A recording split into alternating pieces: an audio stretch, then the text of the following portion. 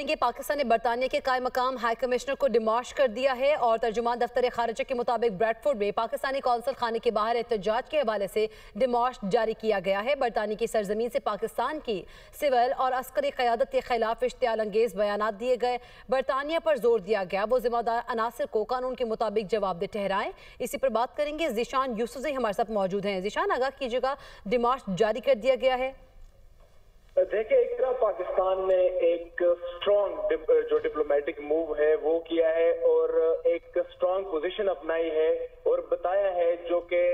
برطانیہ کے قائم مقام ہائی کمشنر ہے اس کو طلب کیا تھا دفتر خارجہ اور اپنا سخت احتجاج ریکارڈ کرایا اور ڈیمارش ایشو کیا، کیونکہ برطانوی جو ہائی کمشنر ہے وہ اس وقت پاکستان میں موجود نہیں، لہذا قائم مقام جو ہائی کمشنر ہے ان کو بتایا گیا کہ جو برطانیہ کی سرزمین ہے وہاں پر جو احتجاج ہوا ہے وہ سرزمین کے خلاف استعمال ہوئے اور وہاں پر جو سول اور ملٹری جو قیادت ہے ان کو دھمکی آمیز بیانات جاری کیے گئے، ان کو دھمکیاں دی گئی، لہذا جتنے ذمہ داران ہیں ان کے خلاف کارروائی کی جائے۔ پاکستان نے یہ مطالبہ کیا اور پاکستان نے اپنا سخت احتجاج ریکارڈ کروایا۔ بریڈفورڈ میں قونصل خانے کے سامنے جو احتجاج ہوا تھا اس پر ڈیمارش کیا گیا اور آج دوپہر جو ہے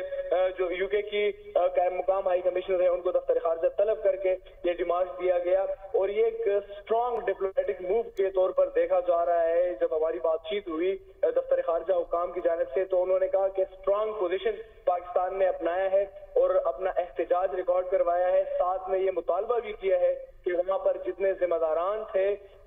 یا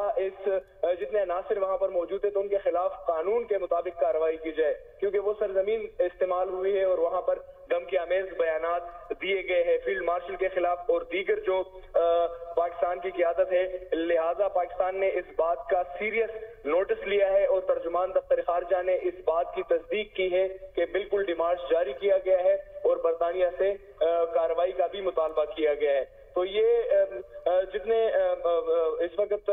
دفتر خارجہ کے حکام ہیں انہوں نے بھی تصدیق کی اور ساتھ میں جو ماہرین ہیں جو سفارتکاری کو سمجھتے ہیں تو وہ ان کا ماننا ہے کہ یہ پاکستان کا ایک سخت اور سٹرونگ ڈپلومیٹک موو ہے۔ جی،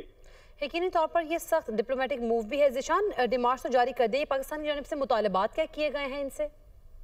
دیکھیں، اس میں سب سے بڑا اور اہم مطالبہ تو یہ ہے کہ جن لوگوں نے وہاں پر احتجاج میں دھمکی آمیز بیانات دیے تھے ان کے خلاف کارروائی کی جائے اور قانون کے مطابق ان کو ٹریٹ کیا جائے، جو وہاں کے لوکل قوانین ہیں اس کے مطابق ٹریٹ کیا جائے۔ تو ایک تو سب سے بڑا مطالبہ یہ کیا گیا۔ دوسرا یہ ہے کہ ڈیمارش سے جو دفتر خارجہ نے جاری کیا ہے تو یہ ایک میسج کے طور پر بھی اس کو دیکھا جا رہا ہے کہ روز روز اگر وہاں پر